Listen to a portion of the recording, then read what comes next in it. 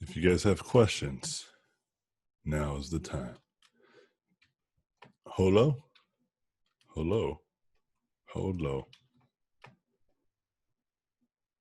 I'm going to do some organization.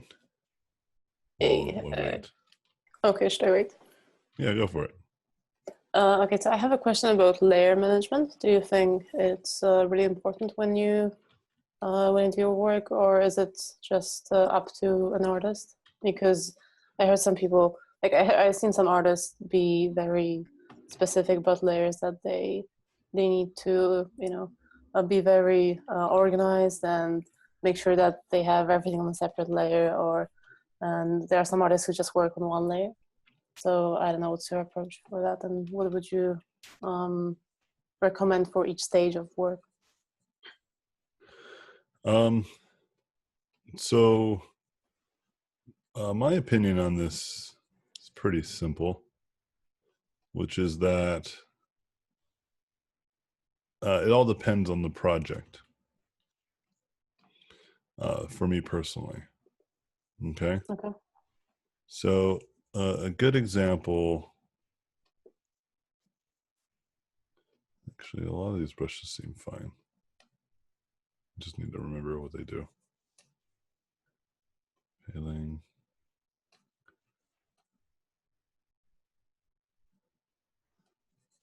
Hold on. Doing some organization. Super flat. Okay. Super flat. Texture brush. Texture brush chisel. The brick. The chiz. The rock. The triangle. There's one more brush that I would like to have. This one. But I think this is like the rock brush. No, let's just save it anyway. We'll call it the rock 2. And then one more. Where is it? Is it under other textures? No, it should be here. Just gotta be patient. No, it's not here. I'll have to look for it later then. Anyway, it all depends. Okay? And why does it all depend? Well, because some projects, they're not demanding of much. They're just like, hey, we want you to paint a thing. And you're just like, okay. And then if you get like very small notes on it, right? Like they're asking you to paint like a dragon, let's say. Okay. And as you're painting the dragon, they're like you do a sketch and they're like, perfect, just paint it. Okay. So then there's no real need to have a lot of layers then, right? Because you can just paint it. And especially if they're just like, yeah, we don't really need it for like illustration or anything like that. Like it can just be all like one, it's just a concept, right? So you don't have to have it separated in the layers. You understand? But if you work for a client where you have a strong suspicion that you're going to do a lot of iterations, like for instance, like you're doing a lot of armor design, then you kind of want to know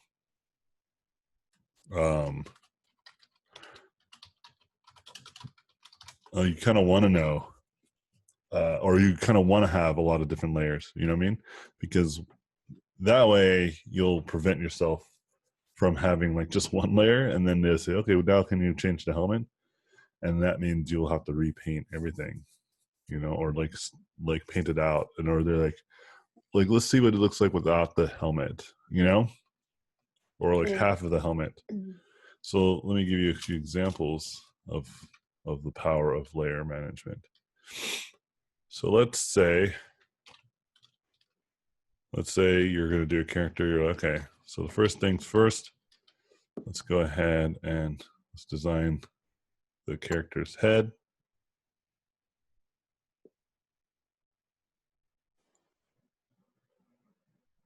And bust. Let's just do that.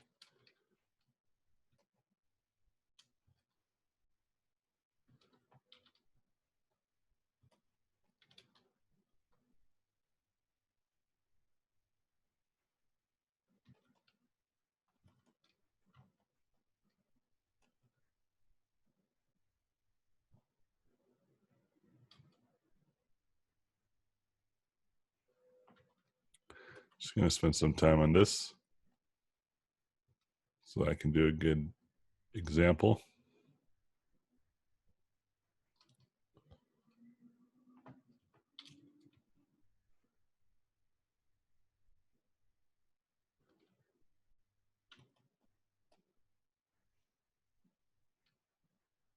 You see kind of the point of just like having one layer might prevent you from doing what I'm about to do right now, which is a lot more variations. So then let's say this is the design, some sort of alien character.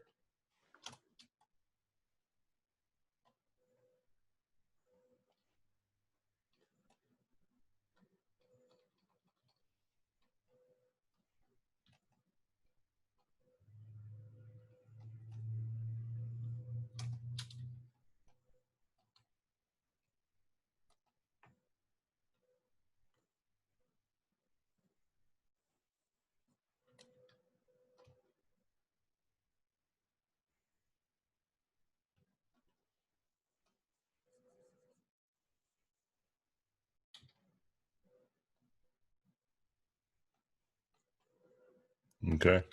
So let's say we have this design, right? Okay. And then we have to, do some variations of what have you, of just even this head design. Oh, I just realized I should have erased that, not painted it out. So we got that. Let me just do this. Okay. So then we can do the iterations. We can maybe give him more hair. Change the haircut.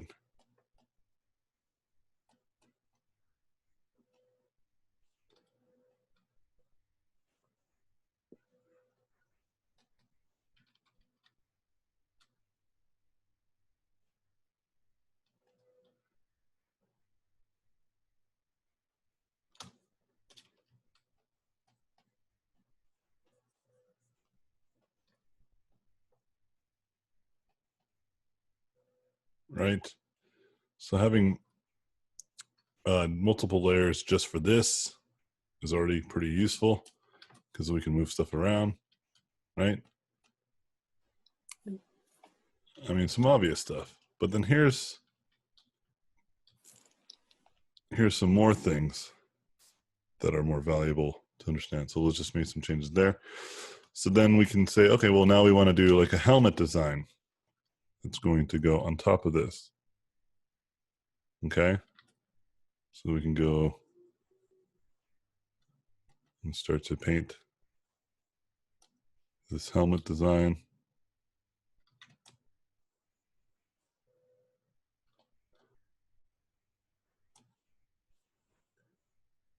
On top of this character's head, right? And in this instance, I actually will paint out with white, not with an eraser. Actually, no, let's not do that. I have an idea.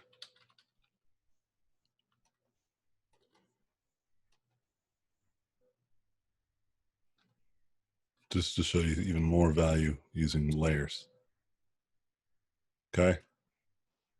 Okay. So then we do this kind of helmet design. We design like the different elements of it. Okay.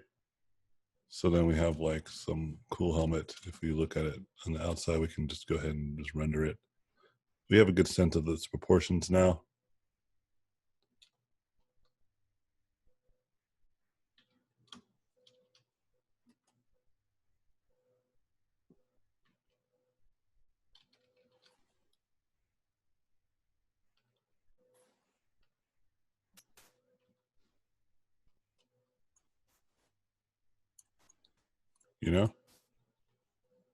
And just paint this independently of looking at the overall design.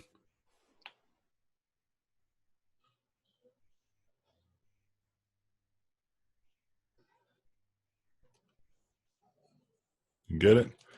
And so then how do we get rid of all that hair? Well, we can put this back over bring it on to there, right? And then what I can do is create another layer, right? Actually, we can do a solid color layer. And then inverse the, what you call it? Inverse the mask. Actually, I have an even better idea. Make a solid color layer. It's pretty much white. What the? Get out of here, keyboard. And then I'm going to make another layer and then have the solid color layer mask to that, okay? And what I can do here is then use this solid color layer on this mask as a way of painting out details. And actually I can put this helmet above. Okay, so this mask is gonna go wherever the helmet is. Yeah, so that way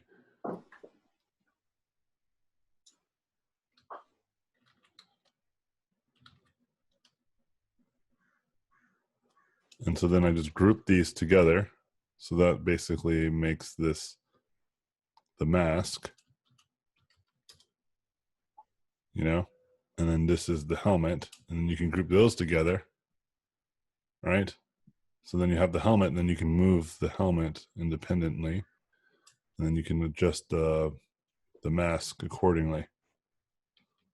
Yeah, that's cool. Right, so you can see like this type of stuff is really valuable for using many different layers, okay?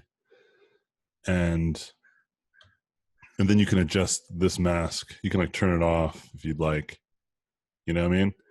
So you could see what it'll look like with the hair extended. And then you can create different versions of what this mask is about, right? Yeah.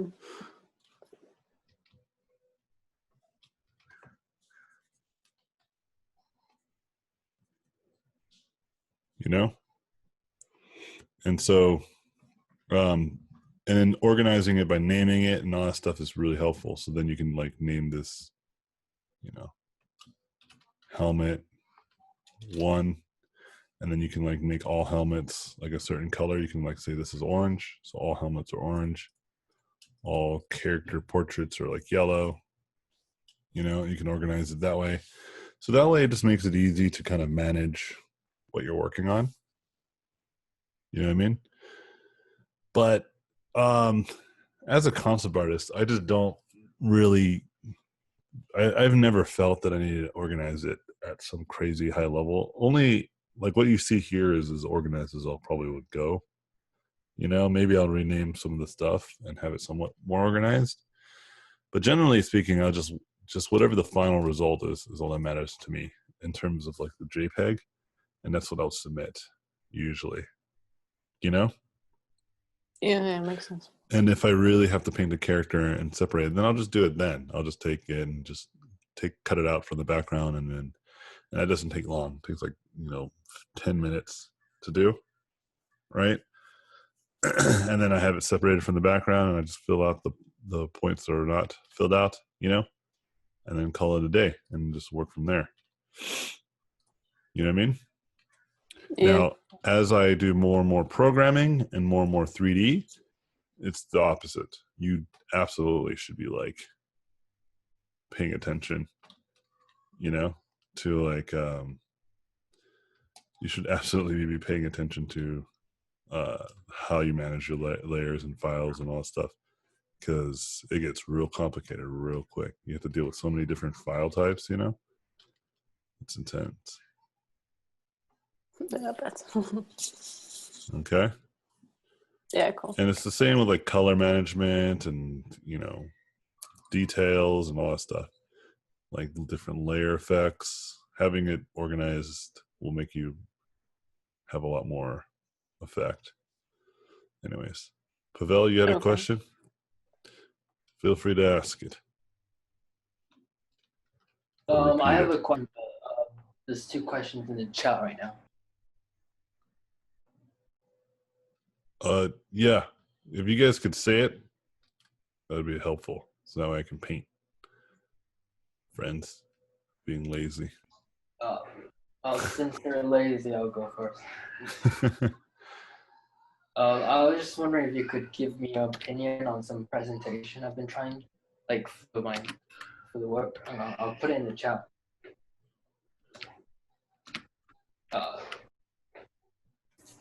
Sorry, you're gonna have to like click away from the painting.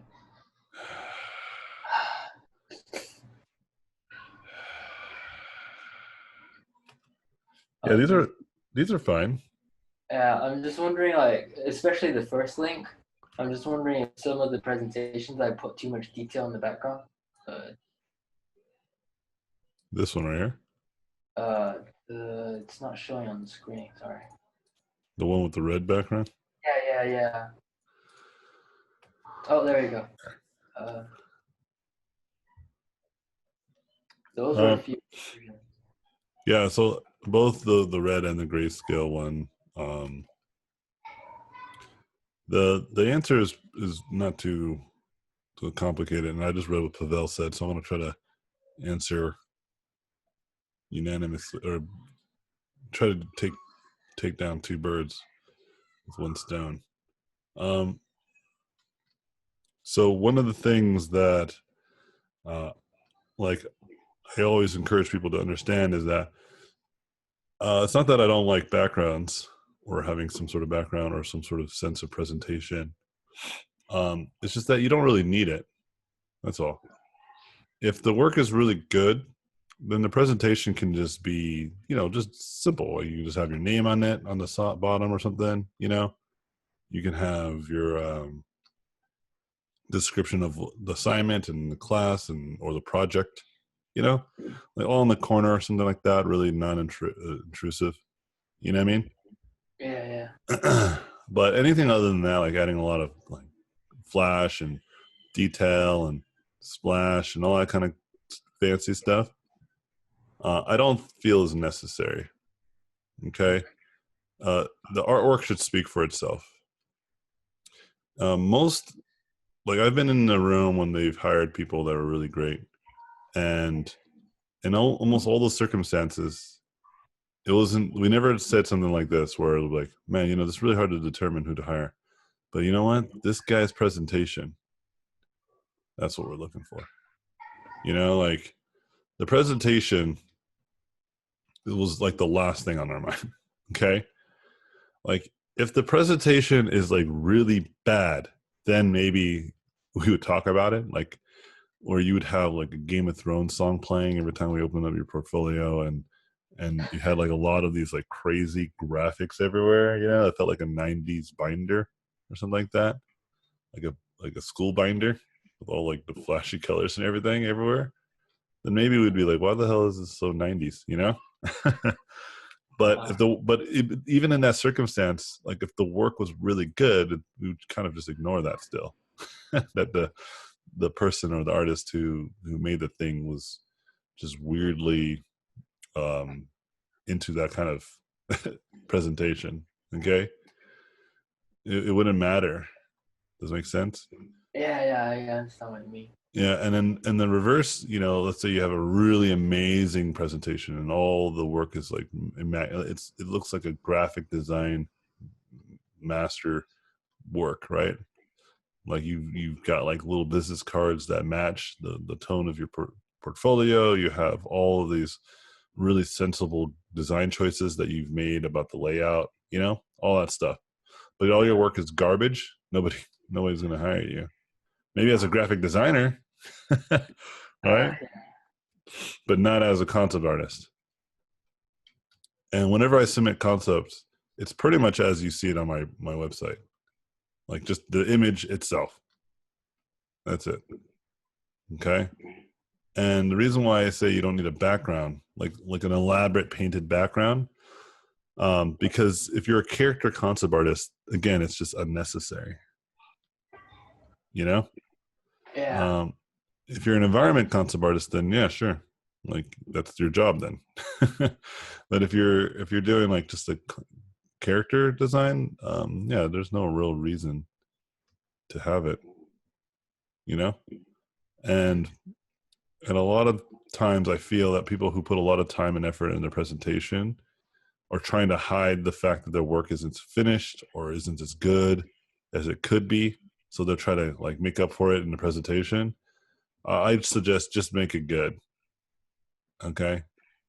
And take it from me as someone who used to worry about that stuff all the time. Like I was like, oh man, I need to get like everything perfect. Gotta add like this cool square graphic in the background. You know? Yeah. No, just do a really cool image. That's the most effective. That's the most effective and most worth your time and investment. Like instead of spending an hour on presentation, spend another hour rendering that material. You know what I mean? What if it was in the context of making a book out of it, like presenting it inside a book? Yeah, I talked about this before, right? Like my favorite books are the books that don't do that. They just show you the artwork. There's like the Alexander McQueen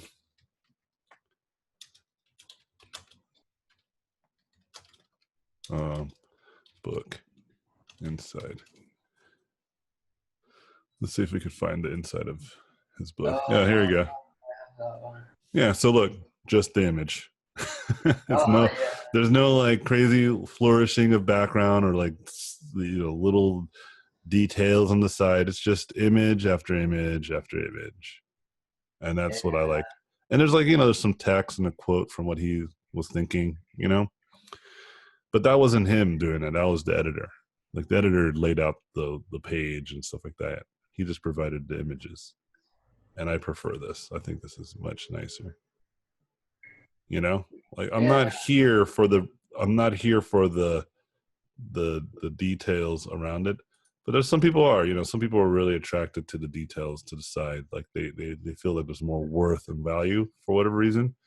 But like this feels pretty valuable still. Like this feels really classy, and you can see that where a lot of my influences come from too. If you look at a lot of his stuff, Yeah.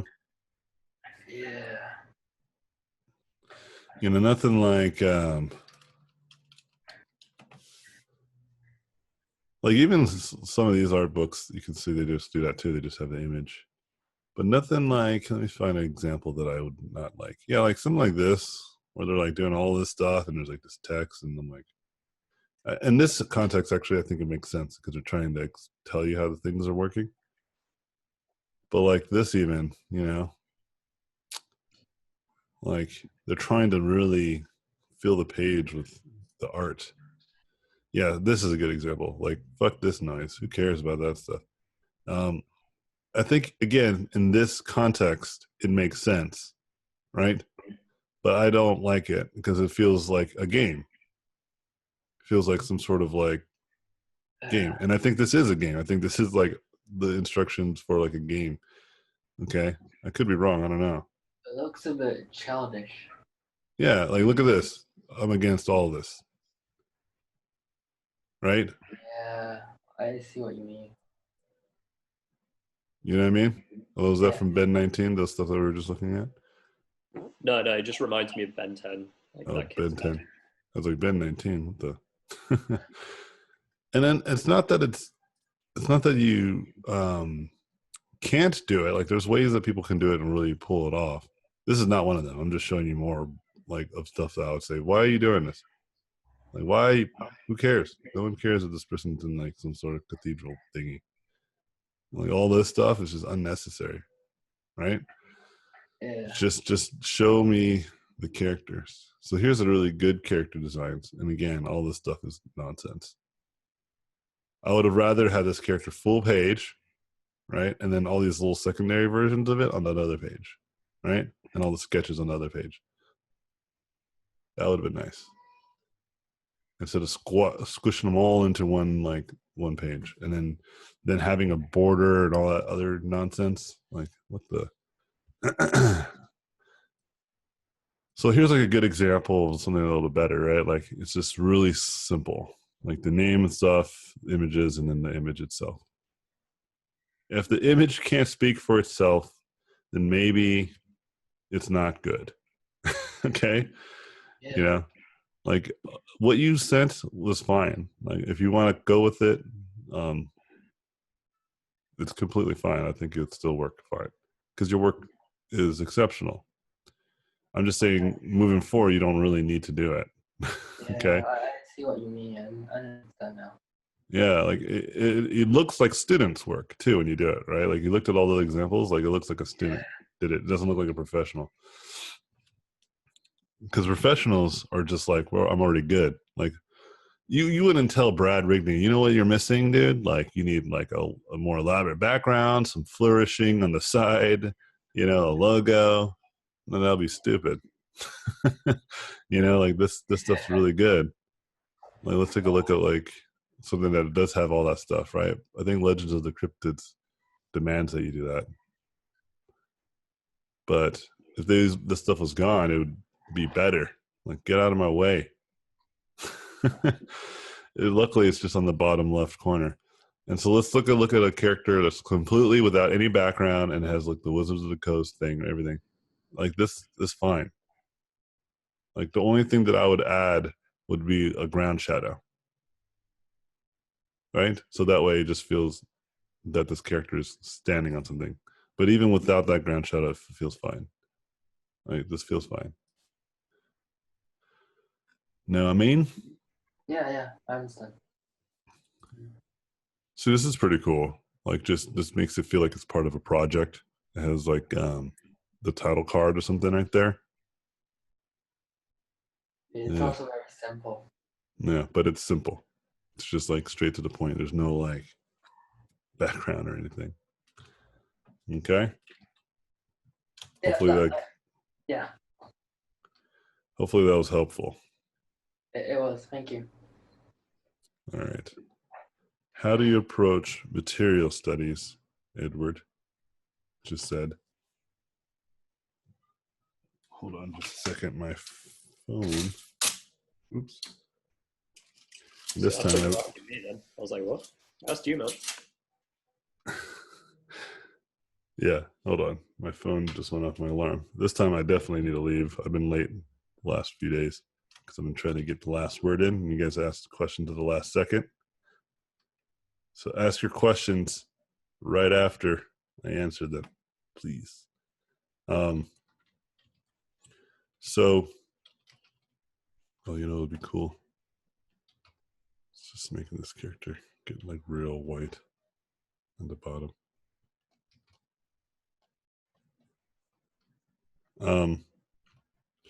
So the way that I handle material studies is actually, material studies are one of the easiest things to do.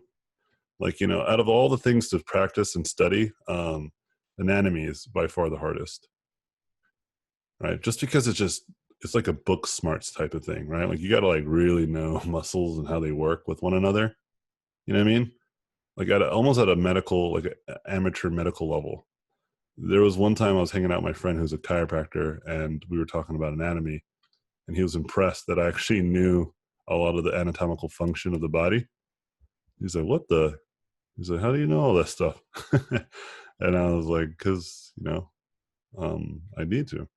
What was really helpful too, if you go work out and you start to pay attention to your muscles while you're weightlifting, it's really helpful. But anyway, one of the things that's challenging about anatomy that's not so challenging about materials actually, there's really only a few kinds of materials, and then it's just a gradation between those materials. Okay, so let me give you an example. Well, I'm going to explain it. I'm not going to paint it. I'm just using this. I was just looking at this earlier and I was like, you know, I'm going to try to do some stuff. Where you have three real properties of light. You have things that reflect, things that refract, and things that absorb. And everything is just kind of a product of those three like properties. So when you're looking at like a glass object and you can see through it, that means it's highly refractive. If you're looking at a steel ball or chrome ball that's highly like reflective, like you can see yourself in it like a mirror, then that's highly reflective, right? If you're looking at like a matte ball or like a matte material like velvet or something that's highly absorbent of light. And once you understand that, you just study materials and just try to determine how reflective, how refractive, how absorbent that material is. And the cool thing is that some materials have multiple things going on. You understand? And so being aware of that is really effective. And so like take a look at your Wacom tablet and ask yourself how out of a percentage of 100, like how reflective, how refractive, and how absorbent is it? And a lot of you could rule out one of them, right? Which is refractive. There's probably no refractive properties at all. Like you can't see through it. So you can say 0% there. And then you look at something like the shiny part of your Wacom tablet where you draw on. You can say, well, that's probably like 8, like our, it's not like a mirror. So it's maybe like, 20 or 30% reflective. And then it's mostly absorbent. So then it's like 80%, maybe 70% if we were really turn it around and say 30% reflective. And then all you got to do after that is just practice painting materials of either or, and do it often and look at examples of it, and then understand why some materials are more reflective than others and why other materials are more refractive on a daily basis. And then the more you do that, the better you start to understand and study more effectively. So like, for instance, if I were to just paint a sphere to be relatively absorbent, it looks something like this, right? It would just be pretty matte. It's basically meaning that the light is being absorbed pretty effectively throughout this material. And it's just a great material. But then once I say, okay, well, it's reflective, then I usually add specular light, and then I start to draw the environment as best I can in a spherical notion into this material, because that's what will help it make it look more reflective.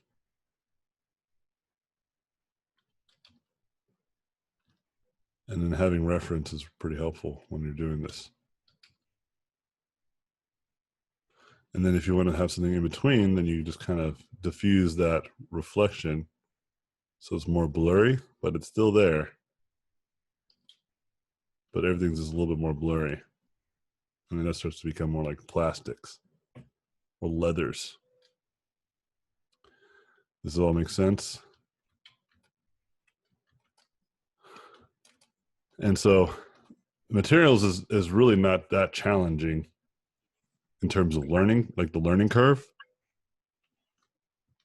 But then the part that's actually challenging is the forms of the materials, right?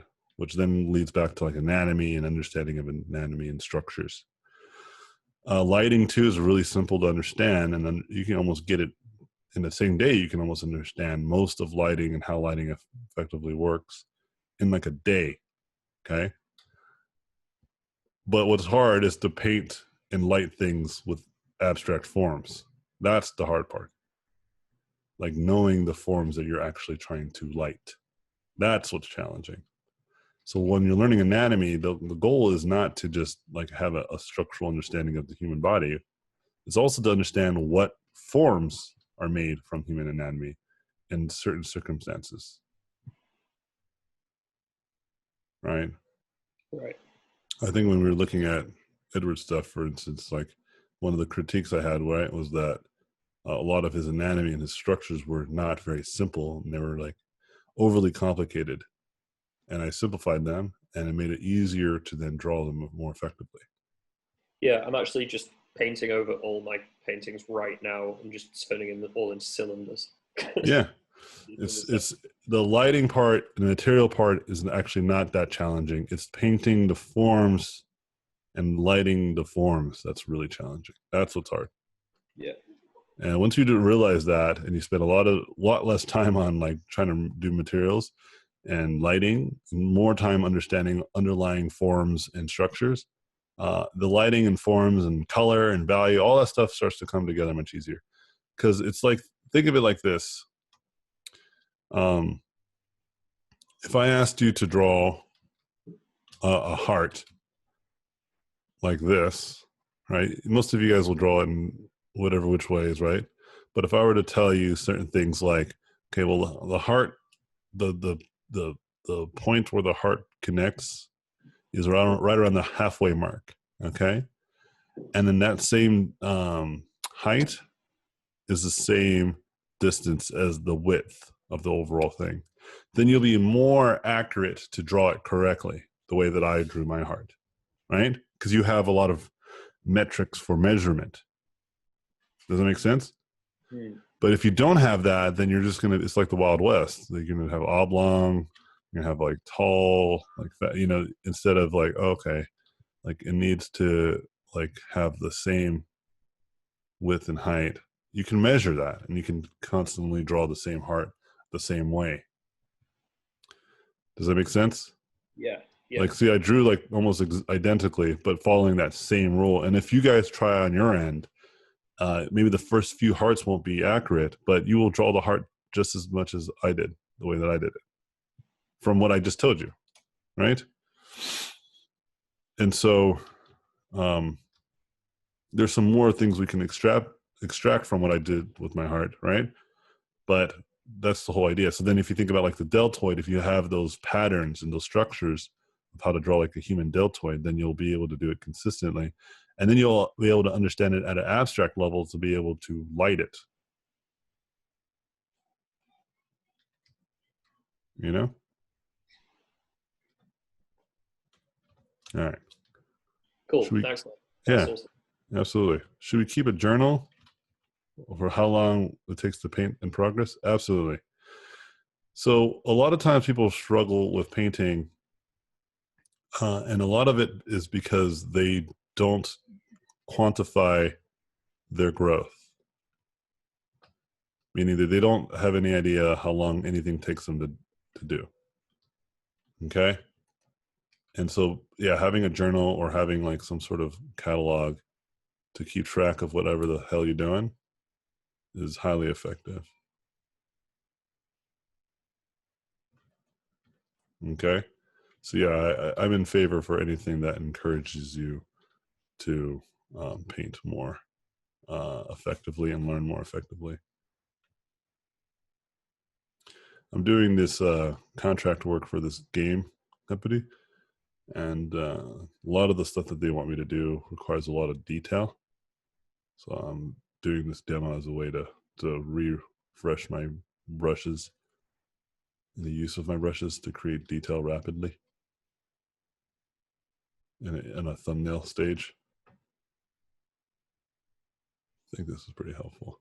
I need to reorganize my brushes again. I've been doing almost all my paintings using just a round brush. I think it's time to just go back and just really perfect this detailing with texture brushes. I was looking at these amazing paintings done by a Spanish painter and like old school painter. He's passed away. And I was just like, man, I don't think anyone does paintings like this in our industry. Just like these epic like murals of just like a lot of shit's happening. You know what I'm talking about? Like the paintings of hell, right? And I was like, I'm gonna start doing that. I'm gonna try to get back into painting, just like spending more time painting a larger image. Let me show you if I can find it. I forget the name of it. Yeah, this is the one though. Right? Where it's just like a lot of shit's happening, The only person that I can think of that's doing stuff of this nature. Ugh. So weird. Is like Kim Jong-gi, right? Like when he does his like large sketches. You know what I mean? They're very much like that. Yeah. But no like concept artist is like going out of the way. That's like when I saw that Stephen Wuth painting, like I was just like, oh yeah, that's dope. I'm sure there's a huge market for like, or a huge appeal for those kind of just abstract but like devilish looking images, and I think I could pull it off because there's not like a good sense of perspective in some of those pictures, and I could do that. I can draw bad perspective. Anyways, what was your question? I heard someone started the question. Yeah, I didn't want to interrupt you. I had a question about the previous topic about timing yourself, because I time myself, but mostly just to make sure I'm putting, enough hours per day to improve. But what I noticed is that sometimes I do paint a lot of hours per day, but I don't make a lot of progress in terms of my design. Sometimes I just go back to stuff and delete it, and I don't know, should I, for example, just set time for 2 hours and try to push my work in 2 hours, and then maybe it would, I don't know, motivate me to get over my mistakes and just keep going and not go back. So let me ask you, when you time yourself, are you timing yourself and then like you just ignore the timer anyway and just kind of paint and just correct and paint and correct and paint and then go over your time? Or after the time is up, you just settle with what you have and then move on? When I time myself, I just look at the hour when I started, and I don't know, I don't give myself time for doing something. I just try so to then so then you're count. not timing yourself. You're just kind of like loosely timing yourself. Yeah, kind of. Yeah. So let me give you an example of really timing yourself, and then this will be the last question. I have to get going. Okay.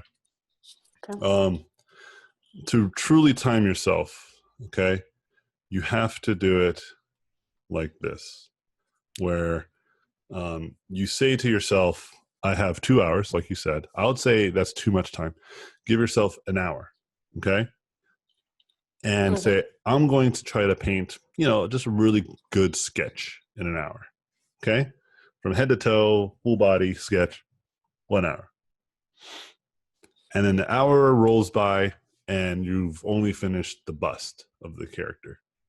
So you failed, right? You didn't do the whole character as you predicted because maybe you spent a lot of time on the face, whatever reason, right? Yeah. You write down why. Why was it so challenging? What did you do wrong? What can you do better next time? And so then you'll see you practice and study for like a day or two, and then you try again. Okay? And then you do the same thing, but now you should be wiser. You should have had some practice, and you do it again. But let's say you make another mistake, or maybe you still only get to the bust. And you're just like, oh, well, maybe it's just because of another problem. Maybe I don't have a lot of understanding of structural design, right? Yeah, so then you try again, right? You study something else. Does it make sense? Yeah. And then, but the point here is that the time doesn't change. That one variable is consistent. And because it's consistent, you are able to gauge objectively why your painting may be going wrong.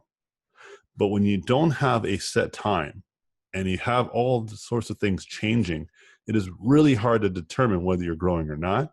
And the reality is you are getting better. It's just hard to determine that. You can't see it, right? Because when you do the hour-long stretch, you can see whether you're getting better or not, right?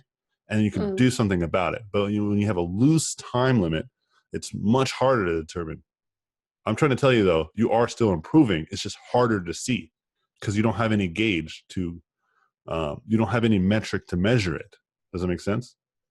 Yeah. And so when you have a strict time limit and you follow that strict time limit, you can gauge what you did differently, what you can do to improve next time. Make sense? Yes, I'm more conscious about what I'm doing. Yeah, absolutely. And so if you think of it like this, let's say you were going to do a test, new hang glider, right? And you go to a cliff and then the winds are like 35 miles an hour and the cliff is about like 20 meters away and your hang glider is like has like a 10-meter wingspan or whatever, right? That might be enormous, but you get my point, right? Yeah. So you jump off and it doesn't work. You have a safety net so you don't die when you jump off and it fails. And then you go again to test it. But you test, let's say, the next day, and you change the wingspan. The winds are also going in a different direction and they're going at a different speed. You pick a different cliff to jump off of. It's not a really useful way to experiment, isn't it? Like, there's too many things that have changed, right? Yeah. But let's say you were to go on the same cliff on the same day, right? And not only did you use the same, wingspan, you just waited for the winds to change the direction. So you only let one thing change, right? So maybe it was the wind that affected me negatively, right? Because in that circumstance, the object is just to get across the cliff, right? So that is very clear whether you do it or not. So there's very quantitative, right? And so with art, when you don't do that, it's really hard to determine whether you're doing good or not. Art can be very subjective sometimes. So you create these very quantitative constraints. That way you can constantly measure what you're doing poorly. Okay? And write it down. Write down, when you're thinking, as you feel that struggle, you're painting, oh man, this sucks. Write down what sucked. Write it down. So you have it written down so that at the end of the hour, you can go then explore and learn from that mistake or what you suspect. And it might be a list, like a large list. Well, then you have a large list of things that start to tackle and tackle one thing at a time, right? Just to be sure. Okay. All right. Yeah. Yeah. Otherwise, you're always going to be shooting in the dark. You have no clue. Yeah, that's how it feels sometimes. Yeah. But the good news is that as long as you're painting, though, you are improving. It's just frustrating when you do it the way that you're doing it because you can't feel it, right? It's super subtle and nuanced. The other way that I just suggested, you can see it, you can feel it. It feels like a game, okay? And it's relatively better because it makes you more confident that you are improving. Adrian is a great example. You saw what he did, right? He was doing the same thing. He wasn't finding any objective way of doing it. But once he did the studies, he almost instantly improved, right? Because he was able to see, oh shit, I've been doing this wrong, right? Let me try something different. And that's all I've been trying to really preach to you guys. Okay? Yeah, makes a lot of sense. All right. I got to go now. Laters, guys. Have a great weekend. Keep up the good work. You guys are excellent. I'm really excited to see the final results. Talk to you guys real soon. Peace out. Thank you for watching this video. I appreciate it. Please subscribe to watch more in the future. If you like the video, I would appreciate a thumbs up. If you like this content, you can go to my website, robotpencil.net, where you can find mentorships, tutorials, and a Patreon to get more exclusive content. Thanks again, and I'll see you guys in my next videos.